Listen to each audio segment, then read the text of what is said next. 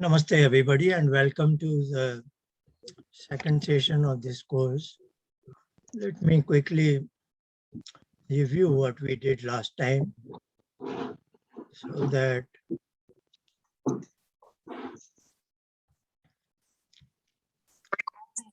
okay.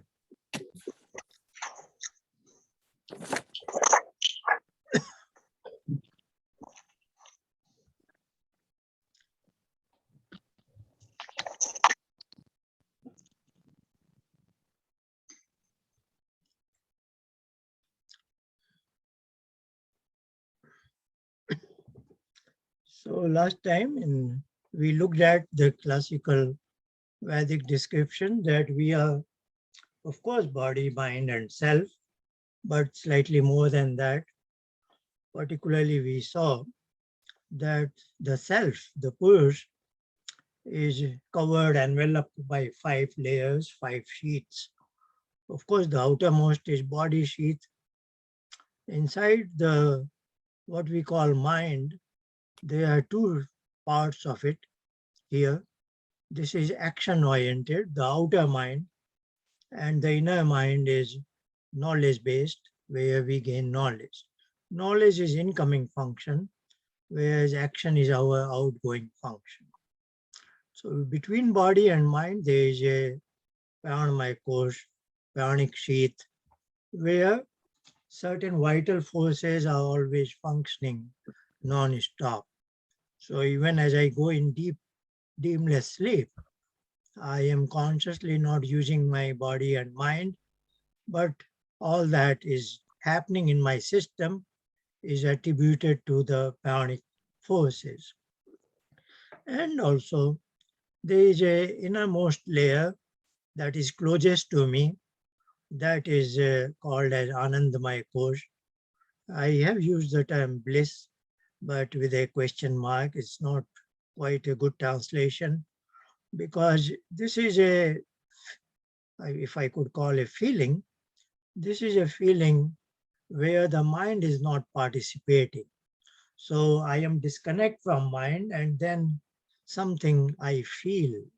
So this is something not a typical pleasure or joy or some such things.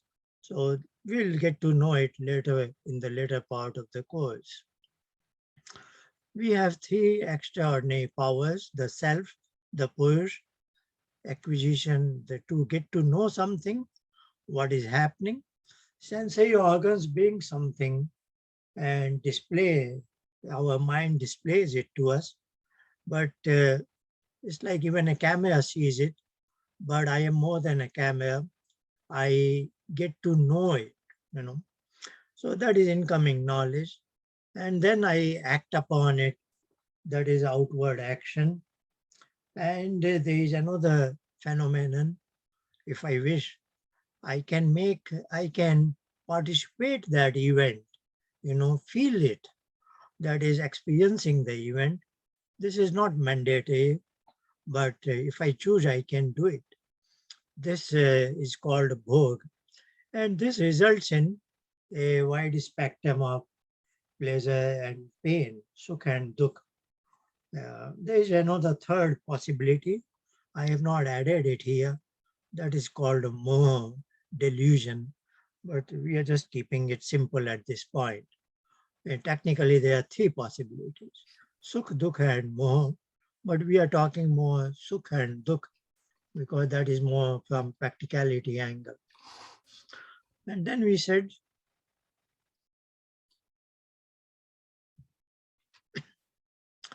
I will request anybody not to use the chat. It just causes a distraction to me because I have to open it and see it. Unless it is extremely urgent, you have a very urgent question or something. Otherwise, in question answer session, So let's proceed. So this Purush has 3 states possible, which we are very much aware of. Wakeful state, our dream state. Here, both body and mind are functioning. In dream state, only mind is functioning. And when I don't use either of them. Let's see, there is again something chat.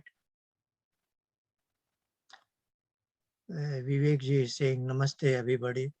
Please avoid using chat until we are in the question and answer session, please, because otherwise I have to open it and see it. Maybe there is something urgent message for me. Okay, so this is our three possible states. We are wakeful state when we are consciously able to use both body and mind. In dream state, we are consciously, we do not want to use body, but we may be using mind. And in both these states, there is a possibility of that bhog, what we call, that leads to pleasure and pain.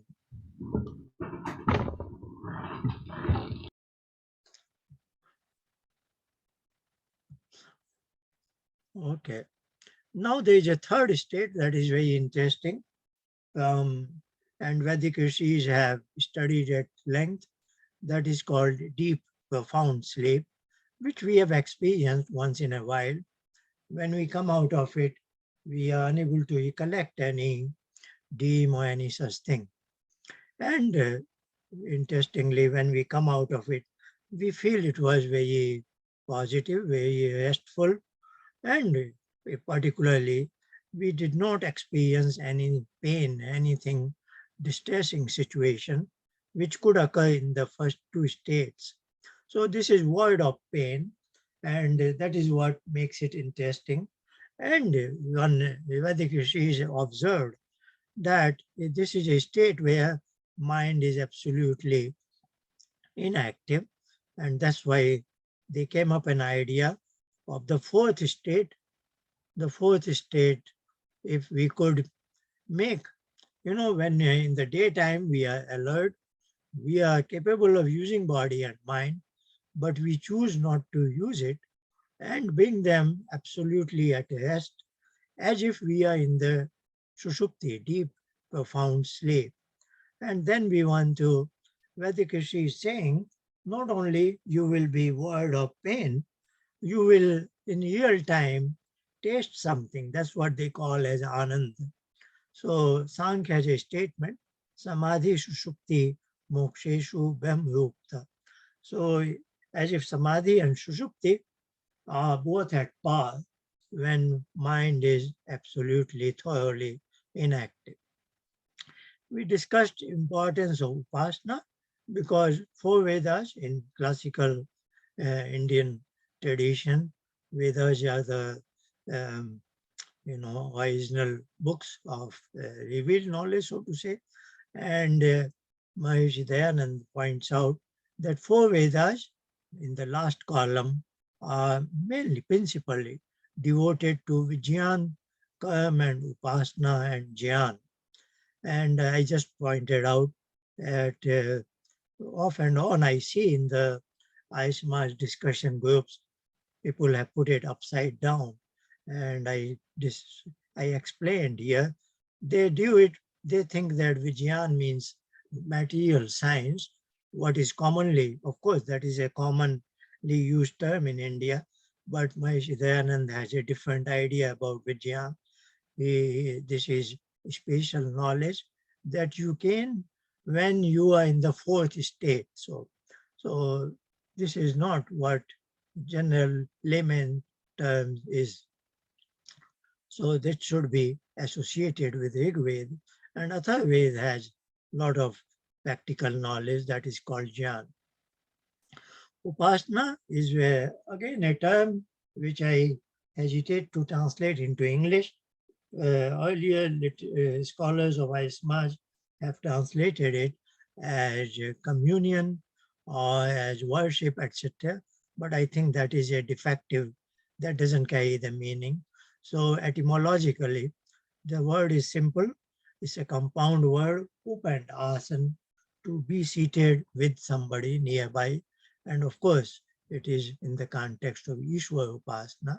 So as if I am attempting to be with that supreme consciousness, which of course requires as a prerequisite disconnect from mind. And then once I disconnect from mind, of course, that can happen only, disengagement from any system is possible only if that system has been brought to rest. Just like you want to get out of your car, but before you get out, you bring it to a absolute thorough stop at a designated parking place, and then you come out of it. So you disengage or delink from any system only after that system has been brought to absolute rest, and this will apply for upasana also. So your mind should be thoroughly inactive, and then you can disconnect from it, and then it just turns out you automatically connected with Ishwar, and one who is able to do it, that is in our Vedic literature, he is called as Aya, Ishwar Putra, means somebody who is able to succeed in upasana. Only he can be called as an Aya. Otherwise, you are a Manushya, a typical human being. But Aya is a very highly developed human being, qualitatively so good that Ishwar accepts it in her lap. Okay, so benefits of Upasana, we saw that it is you feel the real-time pleasure of Anand, which in Sushupti, you are out of the world.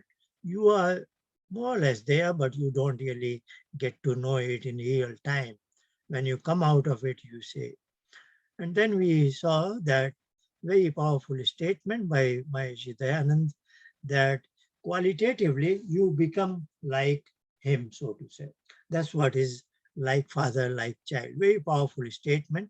And also ending with saying that it increases your knowledge.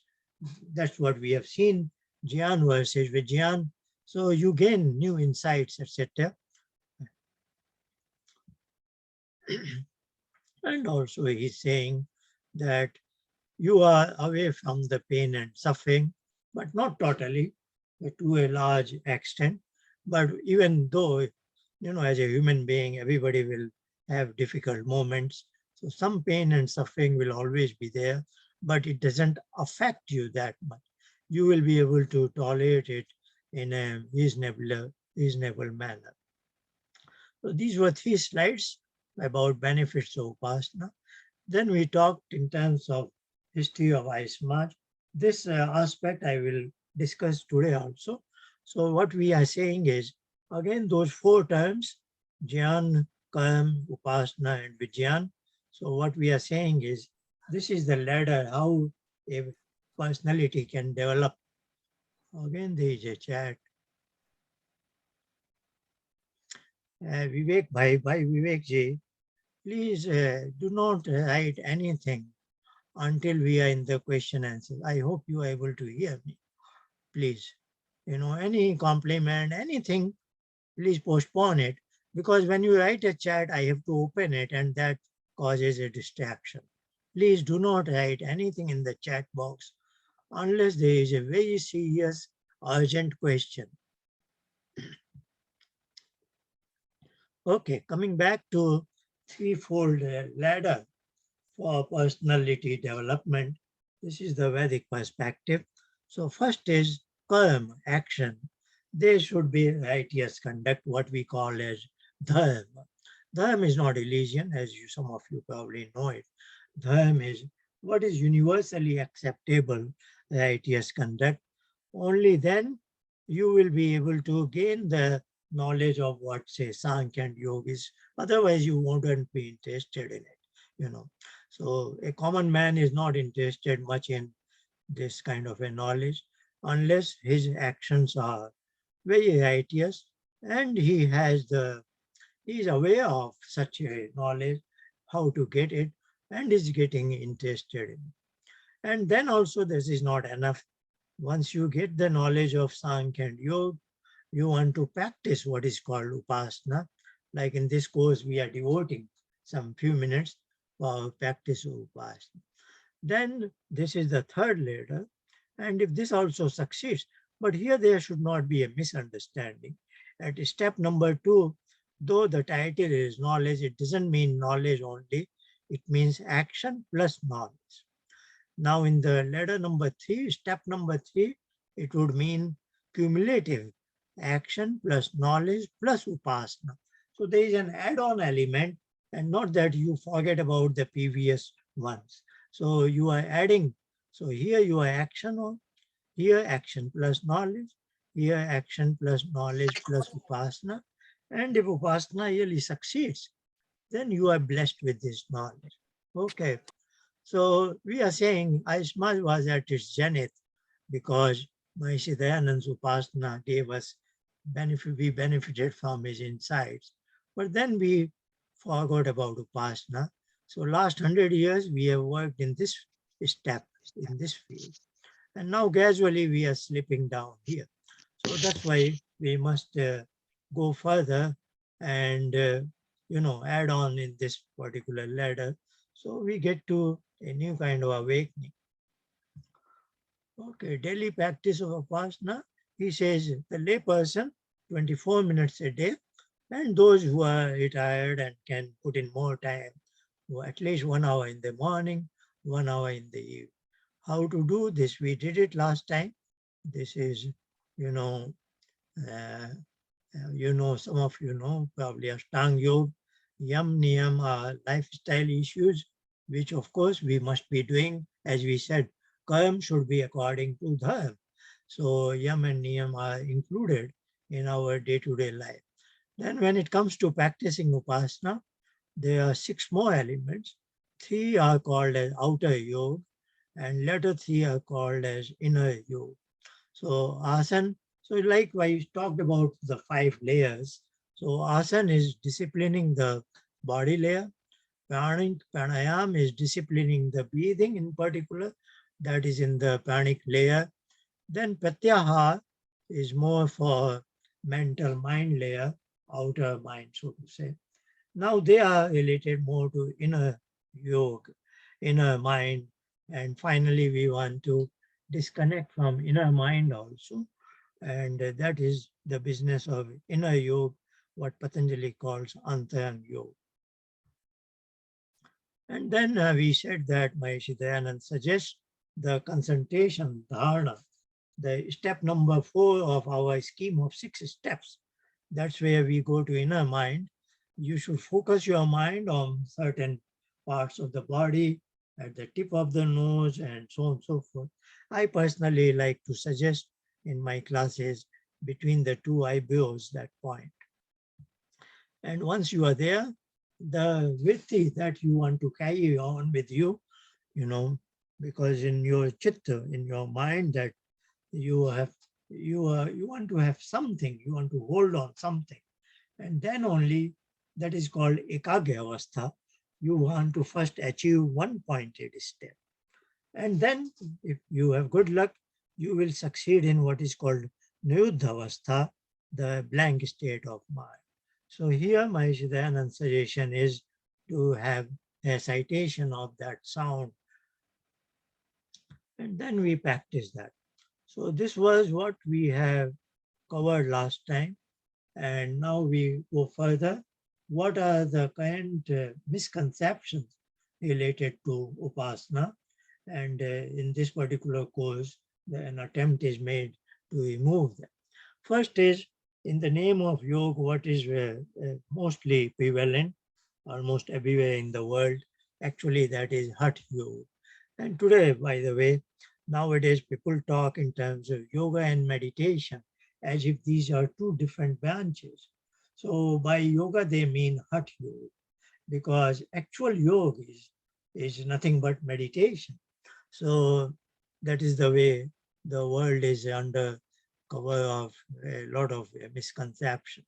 So you can, anybody talking about yoga in the world, I think you can safely treat it as this must be Hatha Yoga.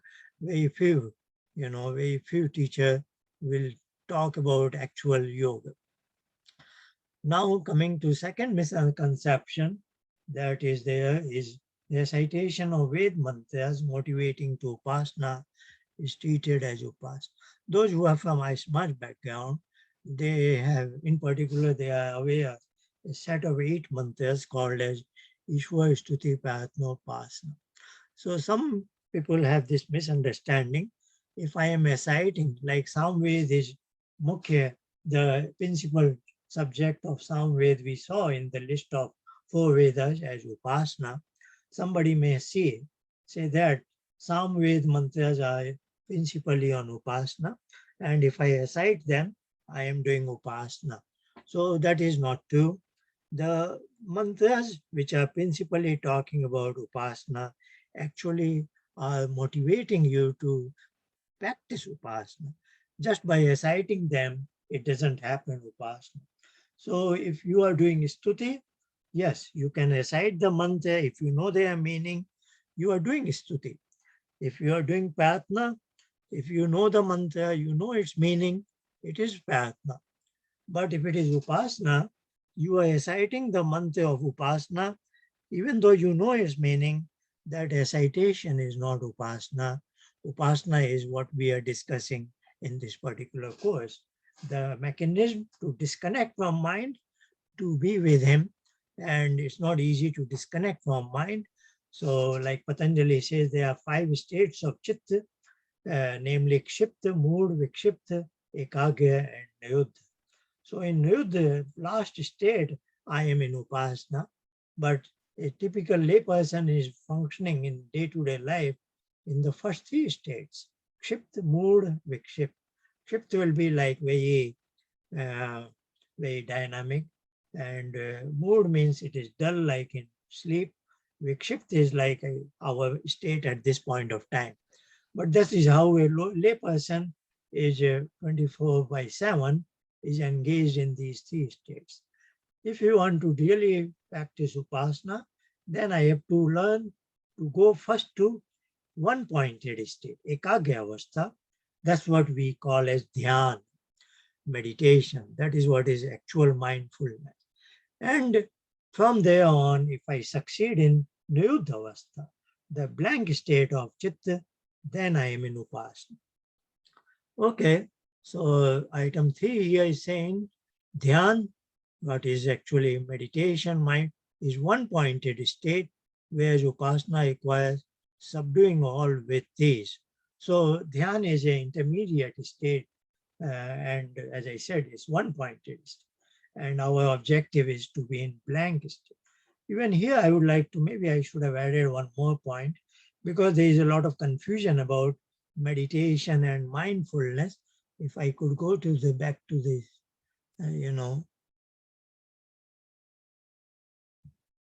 yeah. So I said, like there was a question raised by one of you last time. Somebody said I practice this much in the morning and in the evening, and he called it as meditation. Meditation literally is this step number 6 here. If asana is number 1, 2, 3, 4, 5, 6, this is if somebody has really gone there, I will say it's a very, very good progress. But typically, I will say 99.9%, some meditation practitioner thinks he is doing meditation, but actually he is here only at step 3, what we call pratyahar. So I cannot explain it at this point. You know, how does one go from, of course, scheme wise, we are telling you, but theoretically, how it will be back, we will have to wait for some time. Later in the course, when we come to the Yog Darshan, we will see, dharana means vritti matra. So if you are doing a guided meditation, something you are listening to, or you are observing your breath, which is a dynamic phenomena, you are doing something. It's good. It is, I won't say it is useless. It is, you are in silence. There is some benefit, but that is not meditation. So in the name of meditation, I will say, just like in the name of yoga, whatever is floating around is generally Hatha Yoga. In the same manner, in the name of meditation, whatever is floating around is actually taking you up to Pratyahar. which is outer yoga. It has nothing to do with real yoga, you know. So that's what is there. That's why this course is so important. So third, we were looking at current level of misconceptions that real dhyan is very good, but that also is not yoga. And then fourth is somehow in the modern times, those they wrote nice commentaries on Patanjali's yoga because there is a commentary by Vyas is available. So if you know good Sanskrit, you can write a good book on yoga. Uh, but the thing is, neither Patanjali nor Vyas have very explicitly stated what they mean by chitta. The reason I say that is probably some of you know it. Yoga at the outset is described by Patanjali as yoga chitta vritti nirodha. So the term is chitta. Now you will be surprised, neither Patanjali explicitly explains what chitta is, nor Vyas is. And the author, the modern author, who is writing big commentary on it, he doesn't know what actually chitta is. So that's why all the books on yoga and arts are unable to guide you properly. And that's why there is a missing link here. And where does the vritti comes on chitta? That is from the inner components of mind. And how do you know mind? That is not explained by Patanjali in yoga. That has been by his predecessor Kapil in Sankhya. So unless you have studied Sankhya very well and have understood the mind as such properly, that you are not able to do justice. So these are the problems in the modern times, that though the term yoga is very prevalent, nobody in the world knows it well. So that's the problem. Now there is a Onkar Jap that is also in Patanjali. In the Yoga first chapter, he is saying Tasya Vachaka Pranava, that Ishwar is known by Pranav, as if that's his own name, a monosyllable sound. So, and he is saying Tad Japas Tadad Bhavanam, that sound should be recited. That recitation is called jap, to penetrate in the essence of its meaning. So he is suggesting this as a vehicle to go into the lap of that Ishwar, so to say. But again, there is a misconception about the jap. That's what we will look at it maybe today and slightly later. I go into a detail of another statement by Patanjali that everything, the so-called word refers to an object, a worldly object, and Patanjali refers to three terms related to it. For examples, they typically they take the word of cow, what Sanskrit term is go. So go is the word. Its meaning is that animal, particular animal. And how do we know it? When I see a cow, I know it by way of a chitta vritti. My mind, it becomes, the technical term is tadakar. So my inner part of mind, it it takes up the momentarily the shape and form of the cow. So my mind becomes like that. Actually, chitta becomes like that. And that's what is called chitta vritti. Some technicality will be more clear later. But at this point, I want to make out there are three things here. Word, particular word, go, its meaning, the animal, and I get to know it by a chitta vritti. Now, these are three things. And in typical day-to-day functioning, the three things are intertwined.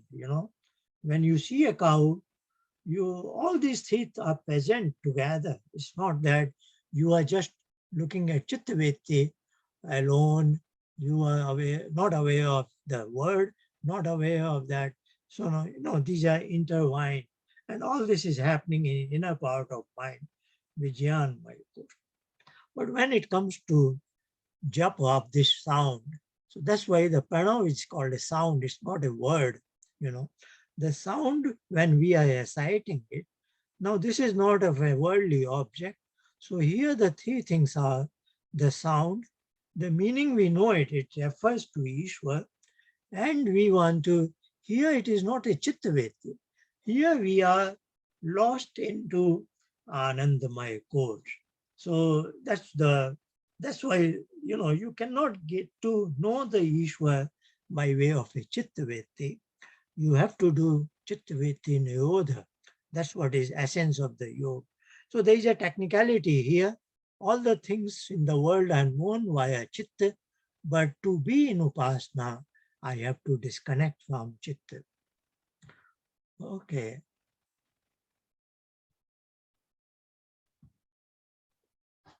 So talking about Onkar Jap, that we have already seen in Patanjali's statements that he is suggesting us. And here I mention again in Shvetashvata Upanishad, first chapter, 10th mantra. There are three terms, Abhidhyanat, Yojnat, Tattva Bhavat. So I have not put the Roman transliteration, but the actual mantra is already displayed here. What he is saying, three states. First, I want to be in one pointed state. Then I connect with him. And then I am immersed in his infinite ocean, that sort of. Now, when it comes to Onkar Jap, the Mundak Upanishad, second chapter, third and fourth mantra, when takes an analogy of a bow and arrow. So he's saying that bow is the pranav, that sound, where that sound is oh. This sound is called as pranav, also called as udgit in Upanishads. This has two names.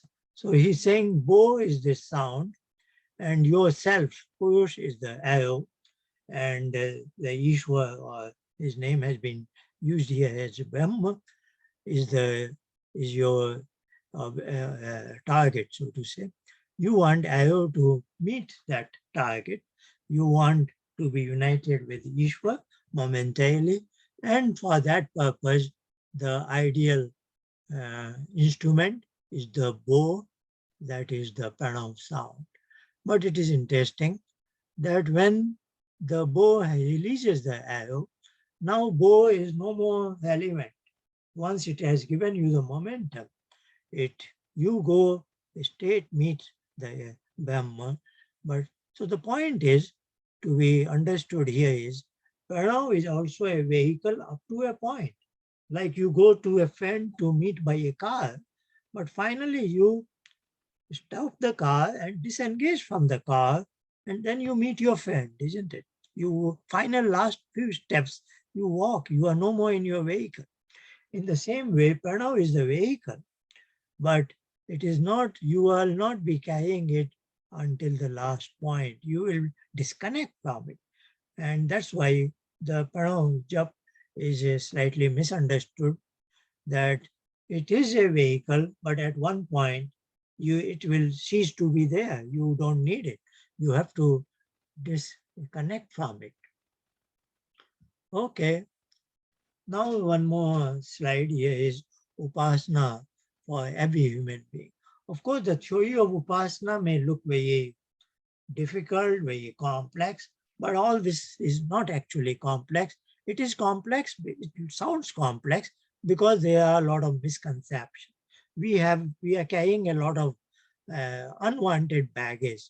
So unless we get rid of that, we don't understand the right thing. So even otherwise, I will say things are very simple, but it has to be, uh, one has to offload all the misconceived ideas first. If you want to align, if you want to maintain your misconceptions, then you will see it is very difficult to understand what we are talking in this particular course. Now, that's why I say one does not have to be a scholar, and this practice is simple because it is really the fact. And some of you might have noticed that what we practiced last week was simple, very simple practice, and anybody can follow it day after day, and you are bound to succeed. So it is, and indeed that's the way I like to explain. The practice part is as easy as a child approaching her mother. Nobody has to teach a child how to approach her mother, and every child is able to succeed in it. And that's the way it should be happen, that every human being should be able to succeed in Upas. Vyas quotes shloka. This is not his writing, but he's quoting it. Very interesting. It has 4 parts. Let me read it. Sorry, I did not translate it into English, but though I wrote the English meanings. Let me, because I prefer to go to the original. So I will read the first quarter is Yogain Yogo Jatavya. This is knowledge part. As I have said always, Purush is 3 powers, knowledge and action. And third is Bhog, that we want to convert into the pursuit of Upasana. Now this is saying, by virtue of yoga, you know yoga. So, more as you practice yoga, you will know the philosophy of yoga, as simple as. Then he says, yogo yogat pravartate. As you practice your practice will get better. So that is action part. So knowledge of yoga you will gain as you practice yoga. The progress in action part of what is called practice of yoga will be proceeding further as you practice it more. Yo apamattastu yogain. One who is not lazy or who is not careless about yoga, sa yoge ramati chayam. He benefits from yoga forever. That is the gist of the. So this is what, like any faculty of science, theory and practice have to go together. And that is what is beautifully described here. Importance of this course. I will say this course has 4 very strong pillars that is covered in the theoretical aspect. Of course, there will be many other minor issues here and there. I have tried to clarify the existing misconceptions, like about the 4 principal subjects of 4 Vedas. But the course has its foundation on 4 pillars, so to say. First is, what is Chitra? As I said, nobody in the world has described Chit properly. As of now, I have not seen anybody writing Chit correctly, properly, accurately. So that's what you will see in this present course. Now, Chitta Vritti Niyod, the Vrittis, where do they come from? They come from inner part of the mind, because we are observing Chitta is the innermost part of mind. So somewhere deep in the middle part, somewhere, something is there. That is what is like in our dreams. Something pops up on our chitta, but where does it pop up from? Of course, common sense says wherever our memory is residing, where is our data bank? And you will be surprised, nobody gets to know it properly because nobody has studied Samkhya properly. So that's what we will say. So it comes from what Kapil writes in Samkhya. He terms that particular component of mind as ahankar, and that's where all our storehouse is there, and that is where the things are being thrown into our chitta.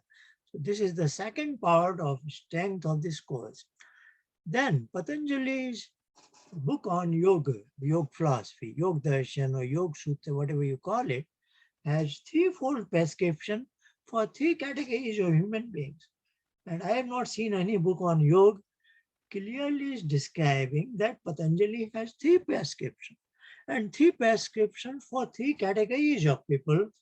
And prescriptions are namely yoga, kriya yoga, and ashtanga yoga. Of course, Hatha Yoga people have borrowed all these terms. Some Hatha Yoga teacher calls his body postures as ashtanga yoga. Another Hatha Yoga teacher calls it. So they have borrowed these, and some Hatha Yoga teacher even calls his terms as Yog Nidya.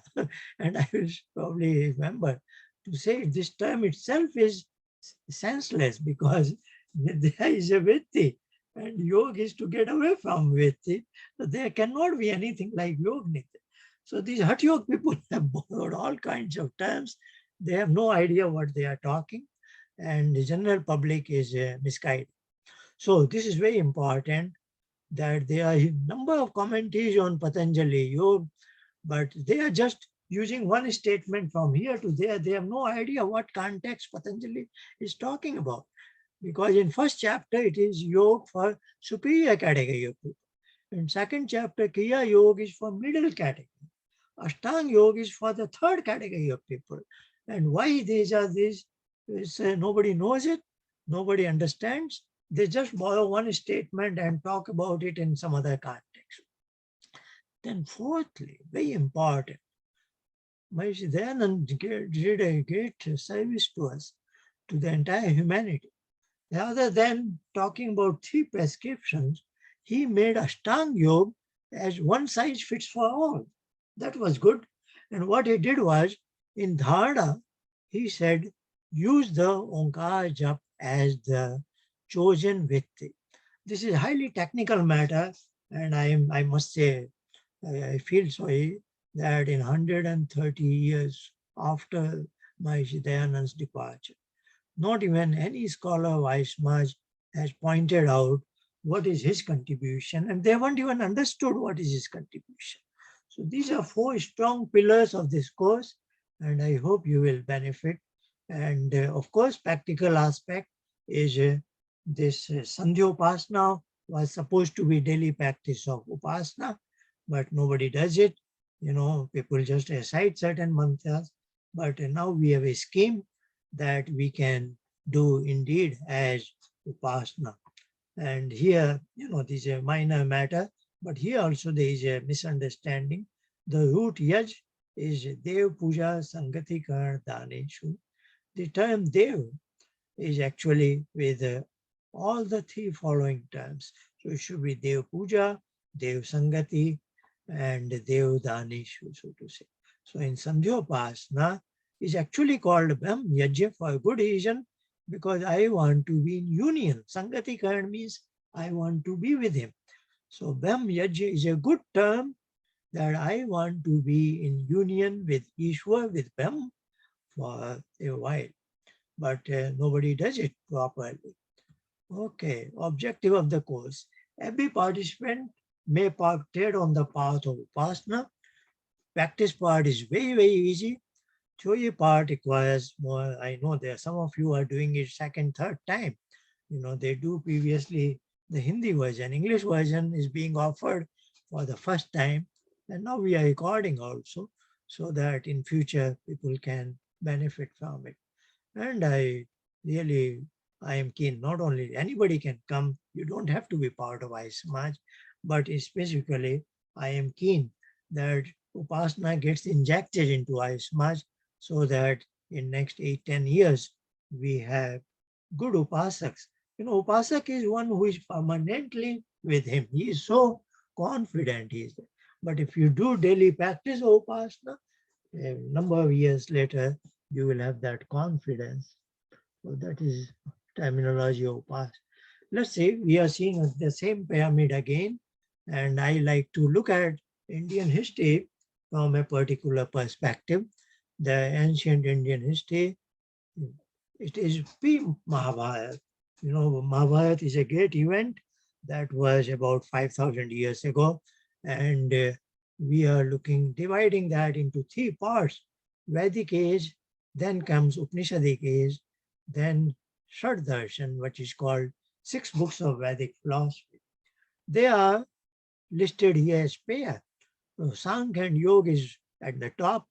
Next pair is Nyaya and Vaisheshik, Mimamsa and Vedanta. And Sankhya and Yoga pertain to Upasana. Now, Nyaya Vaisheshik pertain to knowledge. Mimamsa is on karma basically. Vedanta is basically philosophy about Ishwar, his existence, etc. So Indian history is mostly what we call as devolution. This is very contrary to what the mainstream is accustomed to. They look at everything as evolutionary, but as far as spirituality is concerned, by spirituality I don't mean religious spirituality, I mean upasana based spirituality, what is real upasana, and you can call it adhyatma. Now that is, again, sorry, I did not write in English terms here. This is action, this is knowledge, this is upasana, and this is vijnana here. So again, you will see The ancient India was at the top. In the Vedic and Upanishadic age, it was sliding down.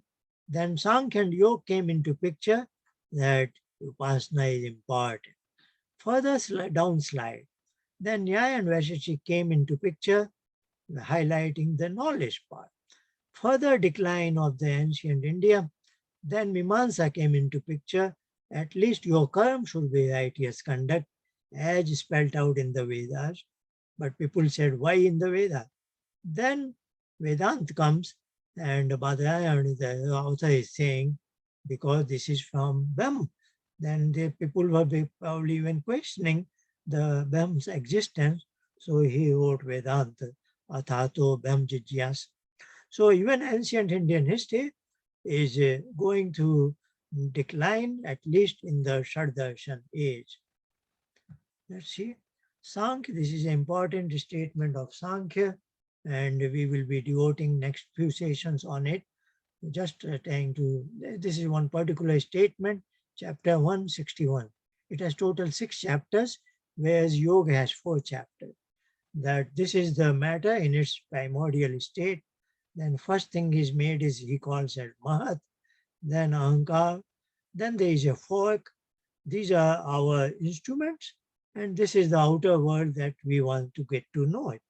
So from here, 5 basic nascent elements are formed, and then 5 gross elements, that is, and from here, the third unit of mind is called manas, and then our sensory organs, 5 of them, 5 motor organs, etc.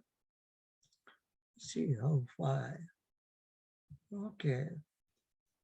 Okay, I'll go a bit fast in this because these slides sound, they will come again because that is the basic foundation of this particular course. So as I said, Purush is knower, experiencer, doer. So this is Sankhya diagram. It's the previous diagram, but now it is how am I functioning in this world. So this is my intellect now. This is my ahankar. I will translate into English as a storehouse. This is what he called as manas. I translate as linkage. And 5 sensory organs, they send in knowledge. And now this is a thin arrow because this is one at a time. And that knowledge is picked up by Ahankar device, and he makes a copy for future reference and projects here. This is called buddhi. And the same buddhi has been called by Patanjali as Chitra. All this will be discussed at greater length. Here I think, I decide, and then if my command goes outward, and then this act goes here to the linking device, and this activates one of the one or more of this. That's why there is a thick arrow. This is there is a multiplicity. So multitasking is possible when it comes to action, but here it is one at a time. We will go through all this in much detail. Onkar Jap, that is what we have discussed, which is the essence of Upasana. Now, not going into whole slide much because next is our meditation slide. Okay, let me go quickly. This is a citation of that sound, Om, also called as Pranav. So Patanjali's 2 statements are there. Tasya vachaka pranav tajjapas tadat bhav. That is the basis of it. Now in one Upanishad, the citation is described as 4 echelons, so to say. The word vakayi means oral recitation, like Om. Then it is madhyama, whispering. Only the next person sitting to me can hear this. Then it is pashyanti, called as mental sound. Then no sound comes out. Maybe your lips can move, or even that should stop. But that's what, so you know, when we enter into dharana, the step number 4, we said that should be happening. In your mind is occupied with this sound, but no sound should come out. Then interestingly, there is a 4th layer, para sound. Here, actually, there is nothing. this also, but you are lost into him.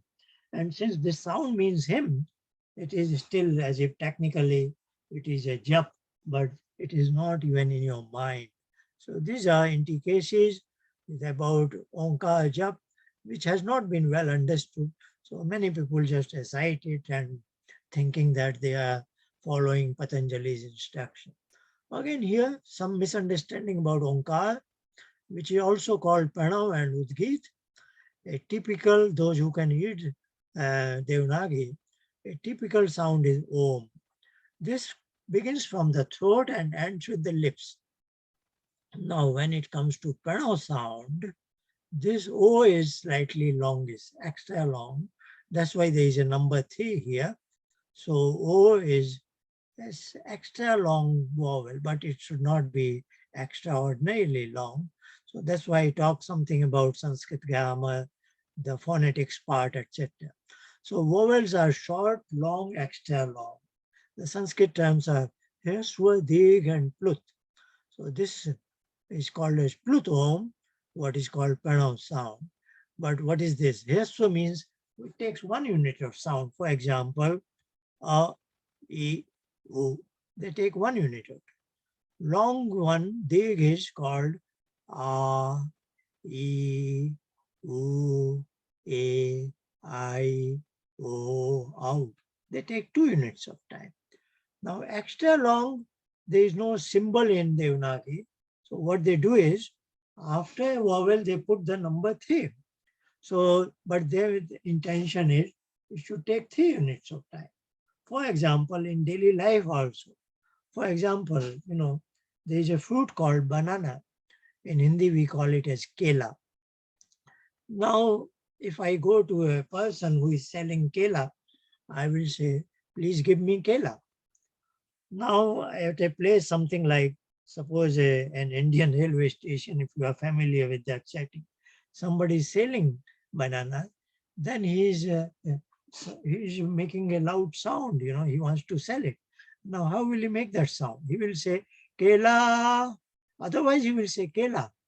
But when he wants to sell it and draw your attention, he will say Kela. The last vowel becomes automatically long. So when you, in certain circumstances, when you speak a word, certain vowels ordinarily become longish, is it not? So that's what it is. But what the reason I am saying it is, the Plutom should be what I am doing from the navel area. Oh. But there are many people in the world, even in my classes, I keep saying, this is the way to make novel sound, this Plut sound, but they will do it like, oh, they will stretch it long as if there is a competition. But that is wrong, That is a huge misconception throughout the world, The reason it should not be there, I quote here one Yajurved mantra, where this Plut Om is integrally part of the mantra. So I will challenge anybody, you please recite this mantra. So when you come here, will you say, oh, you won't do that. You will say, Om Kato Ismaya, Klibe Ismaya. So, there are so many misconceptions. Okay, we are here. This is our second practice of Upasana. I am slightly exceeding my time, but we will devote today real 10 minutes to the step 4, 5, 6. Real 10 minutes. So I'll put a timer for 10 minutes, but I will switch on when I am at the step number 4.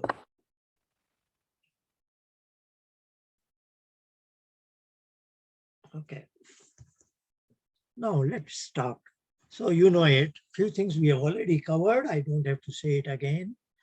Our objective is to attain a state of mind as if in deep, dreamless sleep. We know we have all experienced that state. That is our objective. We may not get there, but we want to be toward that state. And anything that digresses, we are not interested in that. So any other thing, come on, Chitta. That's why there are arrows here. I want to be occupied with the mental recitation of this sound. And finally, there should be no interruption, then I am in dhyan.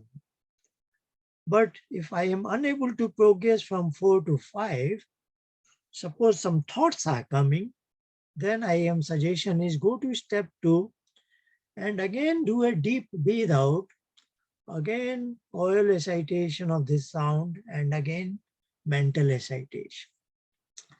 If your interruptions are mild, some other images are coming and you are unable to get rid of them, then go to step 3, oral recitation of this sound, and again. So you form a loop. You don't give up. If you are unable to go from 4 to 5, don't just, don't sit helplessly. Go to 2, 3, 4, or go to 3 and come back to 4. So this is a suggestion. Today in step 2, of course, first step is we will be in a relaxed body frame.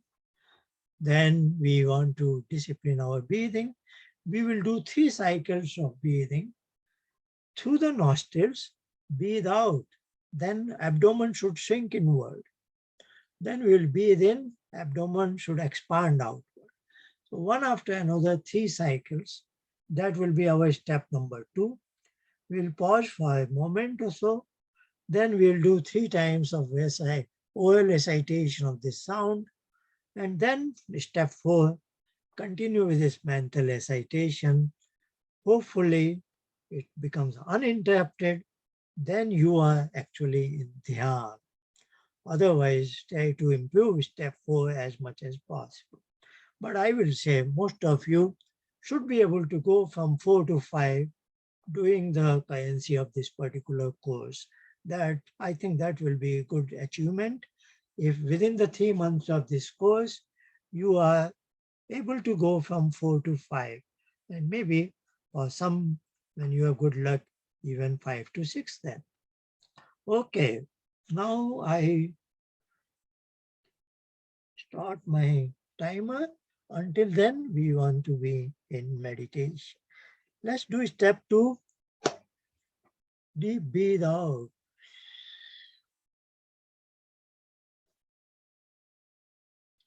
Deep breathe in.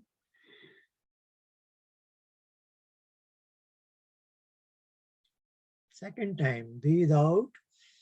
Abdomen should be shrinking. Breathe in. Abdomen should be expanding. One more, last cycle. Breathe out.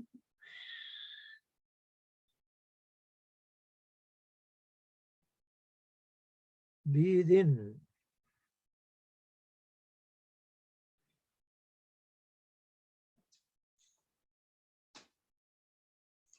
Let us feel relaxed with our eyes closed. Maybe a gentle smile on your face. Now we are not concerned about our breathing, nor about our body. We will oral recitation of this sound 3 times. Om.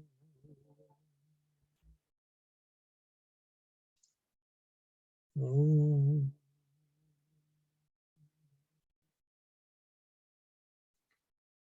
Om.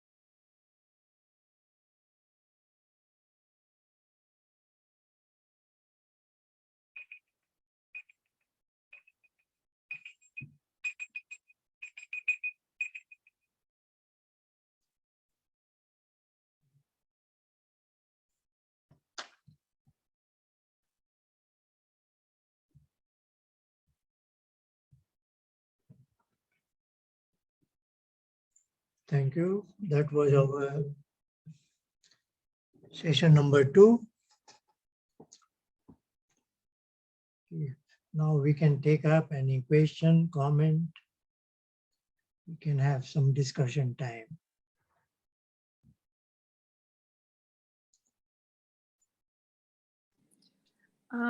I just want to know, is Usha calling?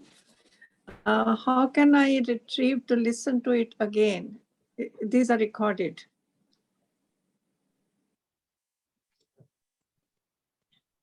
Let me hear this again. If we want to hear this course again, it is recorded. Can we hear it? How can we archive it to listen to it again?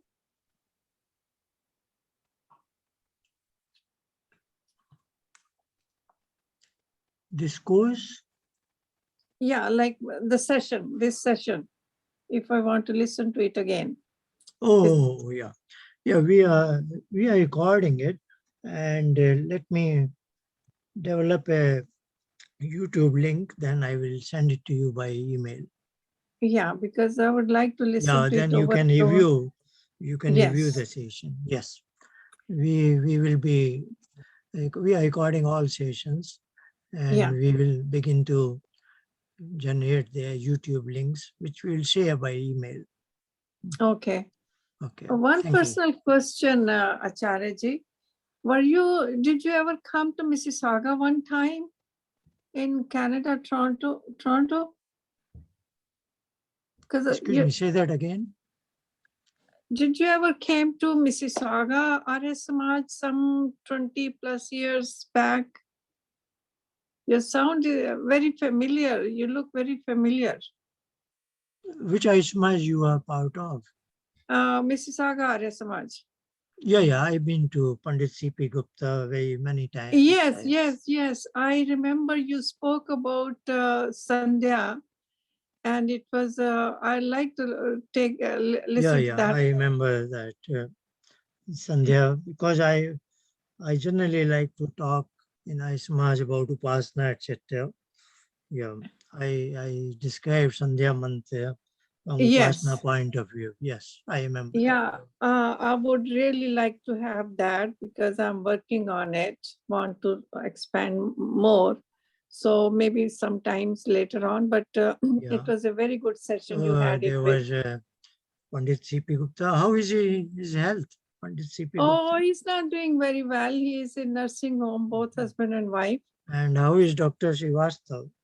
Oh, he's fine. Yeah, he's doing his service. So please give my regards to them. Sure. Yes. Now you have your own building, isn't it? Yes, we do. I haven't seen the building. Previously, you used to meet in some Credit Valley, some kind of a center, public center. Valley Center. Yeah. No, it's very knowledgeable. I'm glad you're doing this course. Maybe I'll let some more people know if they want to join in. Yeah. So thank you. I'm happy. Out of Toronto, some people have come from Mississauga. There are many Arya Samajes there. Bhai Vivek is also here. He is from Scarborough. And I'm sure there will be many people can come from Toronto Arya Samaj, Markham, and even Peel Arya Samaj. I've been to many Arya Samajes in Toronto area. It has always been nice time. Yeah. I heard you only, I think, once or so. Thank you. You have some books written as well, have you? I Excuse should me? look in. Have you written some books before? Yeah. I have some 6-7 books. Yeah. I don't know. Maybe I'll show their title sometime. Yeah. I think I will look into it. Maybe I do have 1 or 2. I'll look into it today. Yes. But I'm very happy to see you. Yes, sorry. Anything else from Ushaji? No, I'm okay. I'm fine. And I would like to review this course again. Like, There's a question here from Yeah. One question in the chat box. Is there any difference between Darshan Shastra and Adhyatma Shastra? because Darshan Shastra is formally the name of these six books. And of course, all of them are Adhyatma Shastra in the sense they, Adhyatma is true spirituality. They talk to us about the true spiritual knowledge. Yes. Any other question? I just have one observation that I'll share, which is when we do this meditation at the end, and we just did 10 minutes. And I guess when I regularly meditate, so I do half an hour meditation.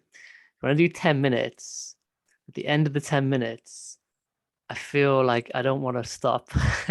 So it just kind of, Yes. I think when you do the meditation properly, and you experience that almost blissfulness, if you like, or you experience that presence of Ishwar, at least you're trying to experience that. And if you feel as though you're doing something like that, it's very blissful and you don't want to stop. And you kind of, when you hear the alarm, beep, beep, you're kind of like, actually, I just want to stay here a little bit longer. So I think, yeah, when you develop the meditation to that level, I think you then really can experience the depth of the kind of feeling, if you like, of meditation, true meditation. Yeah. Yeah, among so many people, I will say Inigo and Liz are from Liverpool. I know them maximum length of time. I think Inigo can be a better spokesman for the benefits of meditation. he, he is very devoted to this meditation leading to Upasana, the right kind. So yes, his remarks should be heard very properly. He knows it, what he's talking about. Acharya, I'll just add to what Inigo has said that once I had shared my thought with you a long time back, and it's all about forming a habit. And habit could be a negative term because people say once you form a habit, if you remove H, a bit remains. If you remove A, bit remains. If you remove B, it remains. So mine, I mean, I have read some books on mind and they say mind works on habit. So meditation also, I mean, if we take it up to start with, and then it actually becomes a habit. Once it becomes, we get this in the form of a habit, then you cannot live without it. So the people who is like golf, the first few months of learning golf, they are very difficult, and most people quit. So it's same for meditation. So I don't know what motivation should we offer. Most people who do not go inside this are the ones who just give up in 1, 2, or 10 or 15 shots. They say, no, I see so many things, and even my mind reminds me of so many other things. So I have tried telling people that this shows that at one given time your mind is working at so many places, and this is what would happen once you sit for longer time, many to one and then one to none. So habit is another thing that Inigo, was saying is a much easier if someone tries and form only from a habit point of view, that okay, I'll sit 10 minutes, then he cannot rest without it. Thank you. Acharya ji, from this habit, I have a question, or you can say, experience, that suppose I sit in the morning, in my morning time, I sit about an hour, which is not meditation, but I do sit quietly for 1 hour, which involves to start with Sandhya and then a few other mantras of morning mantras, 5. And then, but at exact after 1 hour, exact every time I check it, I just can't sit longer than that. And when I really feel the urge not to get up, and I look at my watch, because I always check my watch before sitting.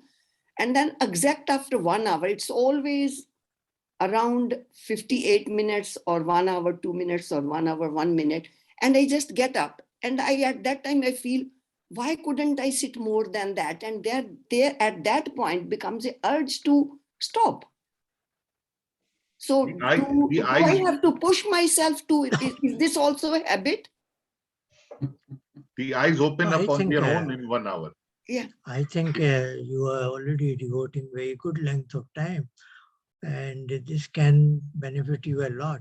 What I will suggest is, because you have a capacity of sitting for 1 hour in a particular state, I would say about 30 minutes later, say, you recite Gayatri Mantra 3 times and then practice this meditation. Oh, okay. Yeah. Okay. Yeah. So what will happen is, first 30 minutes or so motivates you to go into that state, and then you want to benefit from that state by being in Dhyana and Samadhi.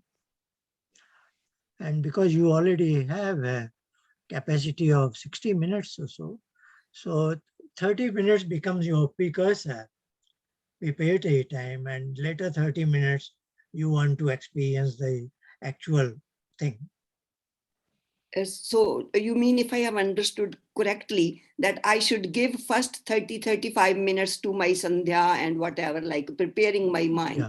And then I should give a little gap, maybe a few minutes, and then start again? No, for then, my meditation? Suppose all that you like to recite, you do 30 minutes or so. Yeah. Now that is one part is over. Now you recite Gayatri Mantra 3 times. Okay. Yeah.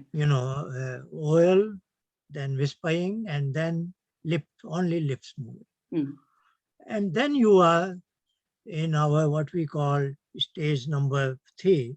Now you recite the Pranav sound 3 times, 5 times, 10 times, and then you follow what we do here.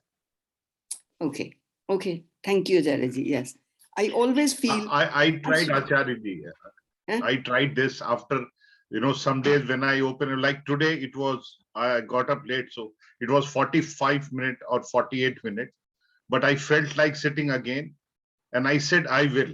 But then it was just another 2 minutes, 3 minutes, the eyes open on their own. So it is the first sitting. If I do, I touch 1 hour of 55, 58 minutes, or if some days at 45, 48 minutes, if they open, then it's very difficult second time. But you feel like, if I haven't touched 1 hour, I feel like doing another 15 minutes, but that doesn't come. Then in 2-3 minutes, it opens up. It always surprises me. How come, exact at that time, I just feel like getting up and. That's habit. That's mind. That's habit. No, 1 hour is 1 hour. Okay, but this is I like Acharyaji's, because then it breaks and then I start again, and then probably I'll be able to sit a little longer than what. Okay, Acharyaji, thank you very much. Thank you. You helped me previously question? also. Yeah. Any other question by anybody? Hey, just to say on that point, I'm the same. When I set my alarm, I set my stopwatch for 30 minutes to meditate. I always kind of open my eyes and feel like I've finished. I look at my stopwatch and it's like 10 seconds to the 30 minutes, 10, 9, 8, and I don't need to hear the alarm. So it's exactly the same. And whether it's just your mind has become used to that period of time, or whether it's something else, whether it's just, literally you've done sufficient and then you realize it's time you come back to the world. It's so personal. Yesterday, I had to take my son to the GP, and believe in me, we had to leave at 9:03, 9:04 because it's just 3-4 minutes. And I was sitting in meditation. My son was raising his hand from the door, and at sharp 9, I opened my eyes. And he was trying to disturb me, and before he could do, at sharp 9, the eyes opened. The chit, it's like you have to catch a plane or a train in the morning, and if you sleep by just talking to yourself, I have to get up at 4, you'll get up before your alarm sets off. Yeah. So chit and mind, they are very rahasyapoorn cheezein hain ye. So I have one question regarding Chitta and Vrittis, right? You said that your Ahankar basically appear on your Chit. So I was thinking more as a computer science point of view. Vrittis is something like that. I can think it as a hard disk and Chitta as a system memory. So you put things from Ahankar to the Chitta, so your mind, something appeared. That is what you're saying, that when you sleep, the kind of dream you get, it is basically coming from vrittis that actually appears on chitta. So someone is pulling out things from the hard disk onto system memory. So I was just wondering from where where does this ahankar live? Because in a physical computer, we have a hard disk. But here, sometimes I see the dreams that has nothing to do with my life or my memory of this life. It is totally arbitrary, totally random. And I see no relationship with, with that thing that is appearing on my chitta with my real life. So from where does that thing live? That ahankar, something that appears in the dream. Very good question by Sanjeevji. Well, there are multiple aspects of this question. Firstly, we haven't really explicitly said, but we meant it, that the Vedic concept of self and mind, as we said, that it enters into mother's womb. So mind is not the brain here. So in Vedic concept of mind, brain is a part of a pranamaya course, pranic forces, that enables mind and body to be connected the way it should be connected. Now, hard disk, etc. So, of course, we will go in detail of Samkhya. I will say 2 or 3 weeks, then you will see that that unit is Ahankar, which is a storehouse and is part of mind, not part of the brain, and it is next to Buddhi. So we'll discuss it at more length, this particular unit of mind called Ahankar. Yes, but it is not in the brain. Thank you. Any other question?